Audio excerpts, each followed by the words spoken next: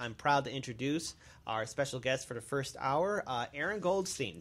Thank you so much for joining Hard Lens Media. Thanks for having me. It's my pleasure. So, essentially, you are in the race to get the Democratic nomination for Illinois Attorney General. Now, this race is becoming more intensified due to the current state of Illinois, and right now there are currently 8 candidates in this race to get the nomination, and March 20th is when the primaries will take place. So for our viewing audience and our listeners, what separates your campaign in regards to outreach, and why should the people of Illinois choose you over the other candidates? Yeah. So thanks for having me again. I'm the true progressive in this campaign. I come from a completely different perspective than many of my opponents, which is, I actually represent people. I've been a defense attorney, been a public defender, represented individuals on civil rights claims. When I go to court, there's actually someone standing next to me. I'm not a corporate lawyer, not a longtime politician. I'm not a prosecutor that prosecutes people as opposed to represents people. But as far as my agenda, what distinguishes me is what I'm standing up for, which is a bold progressive agenda, and that's standing up to the big corporations and banks and Trump. First and foremost. Number 2, having real criminal justice reform. That includes getting rid of cash bail, ending mass incarceration, ending this racist drug war, and having actually real police accountability, which includes, and no one else has suggested this, if there's a consent decree, to actually have the community involved, that they have enforcement power. And number 3 is actually tackling corruption, which has not been done by the previous administration. So on my agenda, my background as far as being really the true progressive in this race is what distinguishes me. Now, it's quite clear that the impact of Citizens United and its ruling has really left a lasting scar, at least in regards to American politics, to where the person with the most money always wins the election. So as a candidate who's going under the grassroots title, what do you want to say to people who basically say that grassroots candidates and grassroots campaigns cannot win in an environment to where big money always wins elections? Yeah, I mean, they only can't win if they don't vote. We have the numbers. We have the voting numbers to win. It's a matter of voting and having our voice heard. But to even further distinguish myself, so one of my opponents has taken $100,000 from big tobacco companies. Now think about that. Your attorney general actually oversees a settlement between the tobacco companies in the state of Illinois. So the question is, and it's I think a pretty easy question, who will that attorney general be for? The tobacco companies, for which they got $100,000, or for the people? And then you could talk about the big utilities. You could talk about coal companies that have contributed to my opponent. So, yes, big money is influential in politics, but it's not everything. Once we know who the candidates are, and that's our job as the electorate, there should be no question of how big money influences them. The question is are people engaged? Are they being educated? And I'm confident they will be in this race. I want to return back Kit, to... do you mind if I just ask one go question? ahead. So I want to get your perspective on this. So there's been a big sea change from the previous election cycle for this position, really for any position in the last 4 years. What do you think has changed? How would you describe the change that's happened in the 4-year period predicating to now? Yeah, it's a great question. So the 4-year period from 14 to 18, my math is, I'm a lawyer, I'm not very good at math. But Got you. So look, I think the biggest change is one name, and that's Bernie Sanders. Another distinguishing factor, I'm the only one that actually supported Bernie Sanders in his race in the primary in 16. And the reason why I think that's the biggest difference is what we've seen with Bernie Sanders. He was unsuccessful, and we could certainly debate whether he was truly successful or not as far as winning the election. But here's the fact. He came very, very close. And what, to me, would have seemed impossible years before all of a sudden seems possible. And what was it that was impossible? He's an older Jewish democratic socialist. Can you imagine 10, 15, 20 years ago that someone as strong in his opinions, as consistent as he's been, making such a wave? And I think there's been such a desire for someone who's genuine and truly represents us and is truly progressive, that has now changed everything. I think everyone who wants to run for elected office and people who are engaged in the system and want to vote, they now see like, wait, I can actually vote my conscience. I don't have to vote for this lesser of two evils nonsense. I can actually support who I believe is the best candidate. So that, I think, is the biggest change we've seen in the last 4 years. And you see it through everyone running. You mentioned Fritz Kagi. Who'd have thought that someone would run against Joe Barrios, who's one of the most powerful people in the county and the state, arguably. But people see that, hey, all you got to do is put your foot in the water and we can actually get things done. There is, though, some remnants of the neoliberal establishment that still wants to hold on to power in the Democratic Party. And as we've seen firsthand, the Democrats in Congress basically left a lot of the DACA recipients wondering what their future might be. And so there have been many groups that have stood up to keep them here, most notably activist groups. Most of Silicon Valley wrote a letter to the Trump administration, and some states have offered sanctuary status. Now, as a potential Illinois Attorney General, what is your stance on immigrants, DACA recipients, and sanctuary cities? And what will you do to actually protect those people from federal influence? Because Jeff Sessions has basically stated in regards to cannabis that federal law will supersede state law. Yeah, so look, you're right. There's more than remnants of the corporate Democratic Party. I mean, they still are in power. We just have seen a glimpse of what we, the people, can actually do. When it comes to DACA and sanctuary cities and sanctuary states, quite frankly, I believe the state should be a sanctuary state. And what we've seen with the advent of Trump, I think the one positive that's come out of him, and I'm very cautious when I say there's any positive that has come out of him, is the power of attorneys general throughout the country. I think it's this entity, it's this office that no one really realized how powerful and how important it is. And what we've seen throughout the country is attorneys general have been stepping up to defeat Trump in every single way. You had it on the Muslim ban. They stepped up and stopped that. Now we still have to fight it. But on sanctuary cities, Lisa Madigan actually stepped up to make sure, because what Sessions was doing was trying to, in essence, say, well, we're going to withhold federal funding if you don't basically deputize your local law enforcement to enforce ICE regulations and all that stuff to deport people, which I think is absolutely reprehensible. So as Attorney General, I can go into court and fight for DACA recipients. I can fight to make this a sanctuary city and make it a sanctuary state, defend the municipalities, defend the state if they choose to make this a sanctuary city or state. So there's a lot of power there. When it comes to DACA, there's an argument to be made that, in essence, an agreement was made with DACA recipients who came out and basically, went through the process under President Obama, and all of a sudden the rug is pulled from underneath them, that there's a violation of equal protection. So I think there's a lot of law that supports fighting on behalf of DACA recipients. I don't care if Jeff Sessions says, the federal government's going to, overcome the state government. Hey, we'll fight it in court. And in many ways, we've won many, many times. So we have the Constitution on our side. We have the state law on our side. And I think we'll be very successful if we put up the fight. Yes, and it's very important that this fight is taking place, because for a long time we've heard a lot of people talk about states' rights, and people at least recognize the sovereignty of the states within our country, because for a long time the Republicans would always pound their chest and say states' rights, always states' rights. But it's interesting to see that from this Republican administration, Jeff Sessions is basically going over his boss and saying, no, federal law supersedes state law, and we'll do whatever we want. But I want to return back to money and politics. So we all know Illinois' long, sad history of both Democrats and Republicans having political dynasties, being corrupt. And you have stated that, you want to put in term limits and hold, real accountability. So I think for a lot of voters here in the state, what they want to know is, how can you effectively call for legislation that will put in term limits, and at the same time, how do we end the huge influence of money in politics here in our state?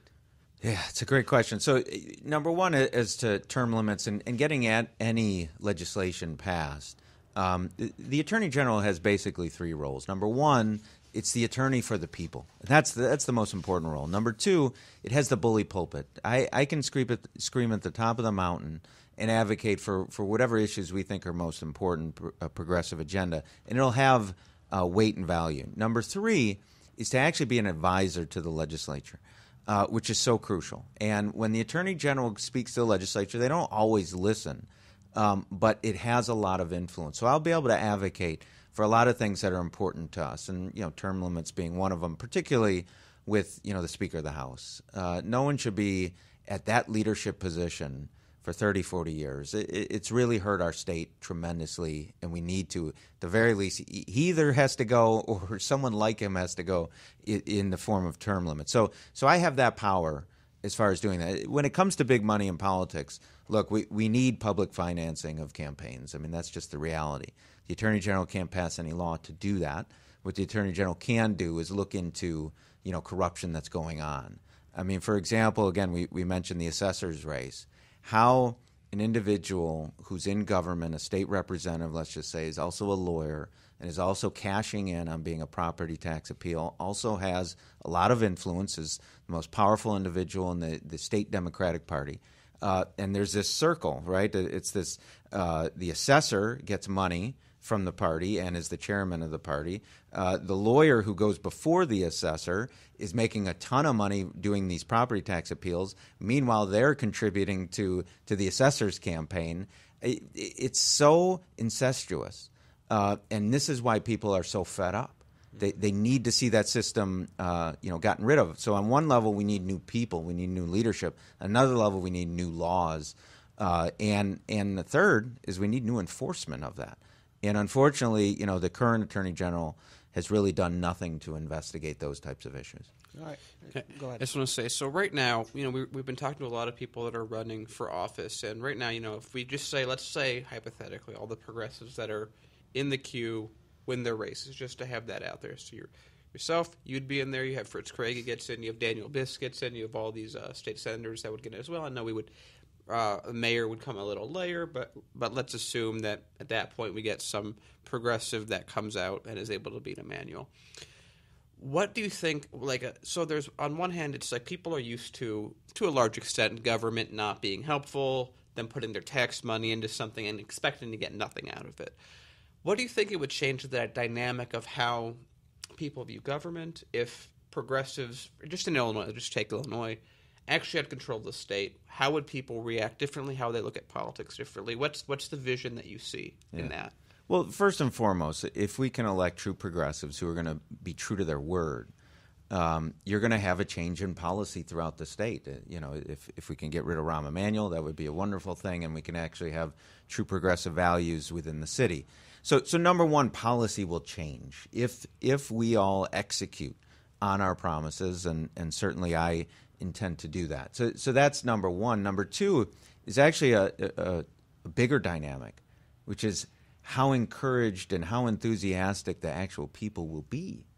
They will now see that, holy cow, I actually have a voice. This actually means something. You're going to see an influx of people deciding to run for office. You get a tremendous diversity in different groups who are now saying, you know what, I can be part of this process. I think the voting numbers will go skyrocket up because people will be encouraged and they will see it as a fair game.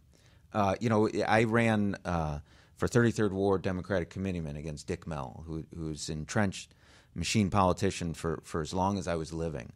And if there was nothing else I did in my role as committeeman other than just defeat him, it did an amazing job because now I have people come up to me and say, you're the guy that beat him. Like, we never thought he can actually be defeated. They're now encouraged to actually go and run and be politically active. So it's just going to increase the participation tenfold. See, and that's important. But there's another aspect I want to cover as well, and that's in regards to protecting our state environment. Right now, there's a surfer group that's basically suing the state of Indiana, the U.S. steel industry there, for their laissez-faire attitude in regards to dumping, toxic material into our lake. And on your campaign webpage, you basically have stated that you want to protect our environment, protect our clean water, and ensure that we can successfully fight climate change. So what will you do at the state level to protect our resources, and how will you deal with neighboring states that have less regulation under industries that are near the lake? Because, we can definitely pass laws to protect Illinois state rivers and our creeks and stop fracking from happening, but we share Lake Michigan with Indiana, Wisconsin, and Michigan, and each of those states have different policies and politics. Environmental protection is at the forefront of what the Attorney General does. I think we should be at 100% renewables very, very soon. I think we should attack climate change. I think we should be a proactive office. So really, the laws on the books are actually quite strong. What you need is good enforcement of those laws. And the problem is, while I think Lisa Madigan has done a lot of good things, and I think her office generally is competent, she's been very cautious. She's not been proactive at all. When it comes to the issue with Wisconsin, basically Wisconsin companies polluting our waters. And Indiana as well. Yes, I apologize. But it's all over. It borders. And there's nothing stopping the Attorney General from going after these companies that are polluting our waters and air and land and on and on and on. One of the problems this current Attorney General has actually done is they've been too reliant on waiting for a referral from the Illinois EPA. That is a very cautious approach. There is nothing stopping the Attorney General from taking on action themselves. For example, southeast side of Chicago, there was just a report that said there were high levels of manganese found in the toenails of kids. This was a report on WBEZ. This was about December, I think the report came out. The community groups in there have been complaining about the pet coke and the manganese in there for over a year. They've been fighting Rahm Emanuel to try and get him to do something. Very little action. They've actually written letters to the Illinois Attorney General. They got a letter back saying we're working on it. This was last year, January of last year. Nothing has been done. There is nothing preventing the Attorney General from going into court right now and getting injunctive relief. There's actually a lot of power to get injunctive relief. You don't even have to show the significant amount of harm that normal injunctions require. Attorney General can go in there. So there's something stopping them. One of them is waiting for the referral, but it's just too cautious. There is so much law on the books to actually attack these environmental issues we're concerned of that we should be doing it every single day. I just want to say something. That's very interesting. I didn't quite realize that she was waiting on the EPA. The reason that's relevant, we've covered a lot of stuff that's been, especially in East Chicago, Indiana.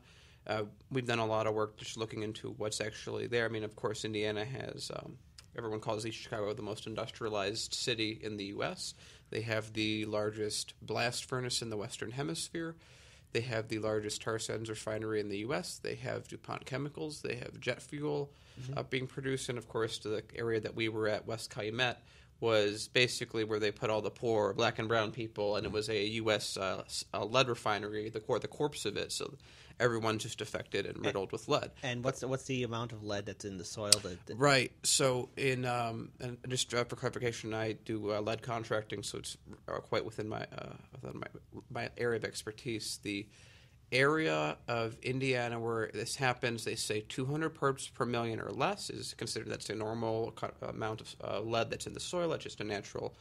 Anything above 400 parts per million, they are supposed to, take out all the soil, replace new soil with it. They had front lawns, kids would play in their bare feet, 90,000 parts per million. And, people we talked to, we had many women who had hysterectomies in their 20s. Everyone knows someone who died of a rare cancer in their 40s. Kids, a lot of the kids have some form of lead contamination. The buildings themselves are designed in a way that just traps in lead dust.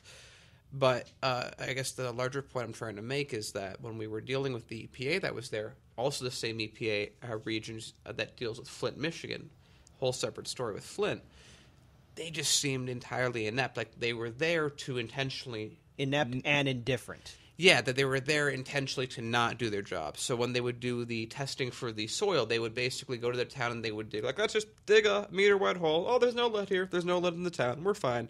And then they were telling us how don't worry about the water, there's no lead. What I'm getting to is very fascinating that she's waiting on the EPA that, from our experience, likes to not report anything that's happening and actively not look for things that are happening. Yeah, and it's also important to note as well, as you're campaigning, on Lake Michigan, the Indiana Seal companies, they're pouring in regulated toxic waste. So that's really funny. And it's important to note because we share that lake with Indiana, and that can affect a lot of people who live in Cook County. And there's nothing stopping the Attorney General from going after these companies just because they're in a different state. There's nothing stopping. See, this is like what you're saying. It's fascinating. I had never realized that they're really just waiting on the EPA. That seems ridiculous. Well, you also have to look at it from the perspective of, people are scared to lose, and they want that good winning percentage, right? Right. And I come from a completely different perspective. I'm a defense attorney, and the reality is when you represent poor, brown, and black people in the criminal justice system, you don't win that often. I mean, it's just the reality.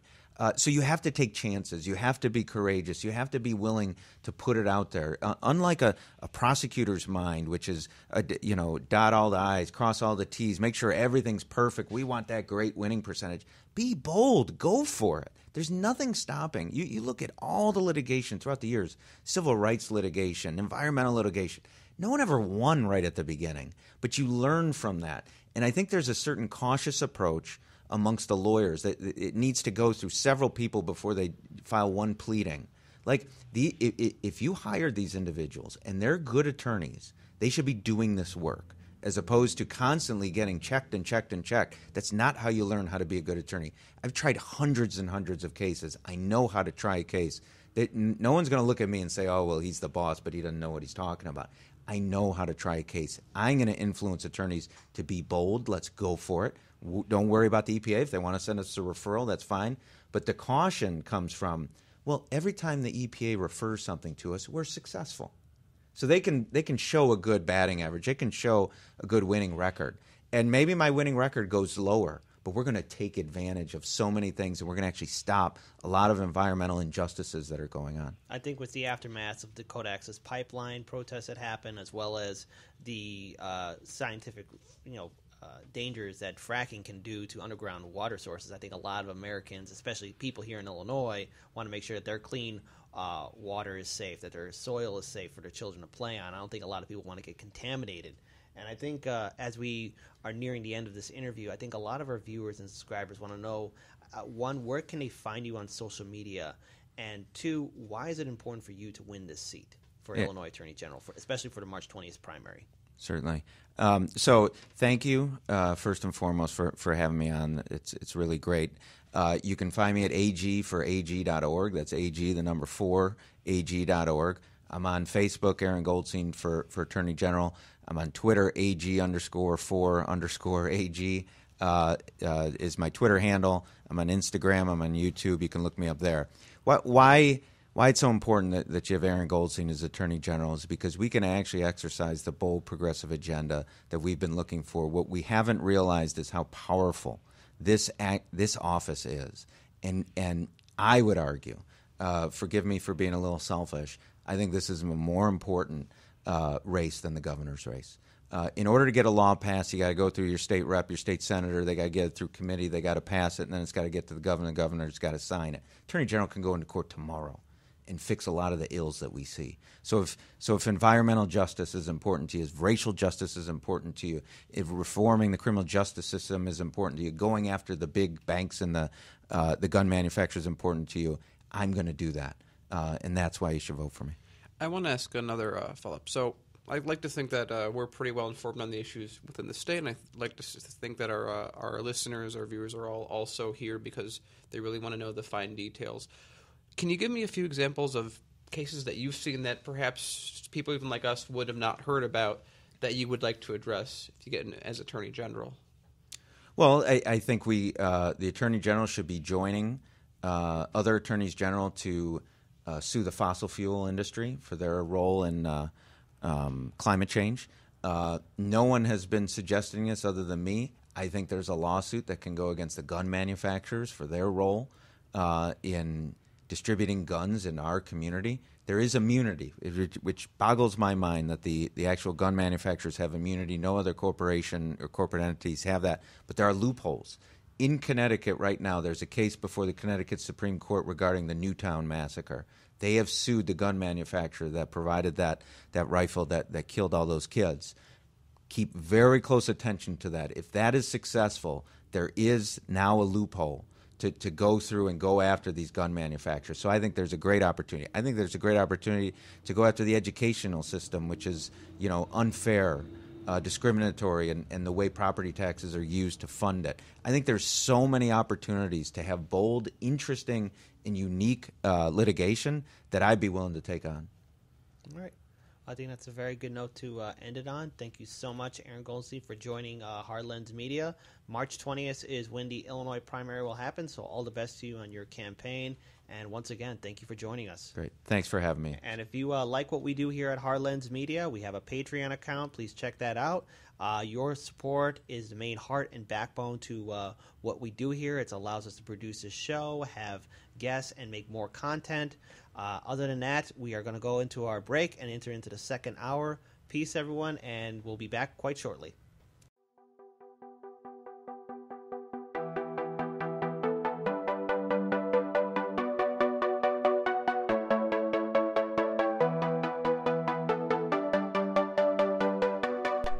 You're watching Hard Lens Media.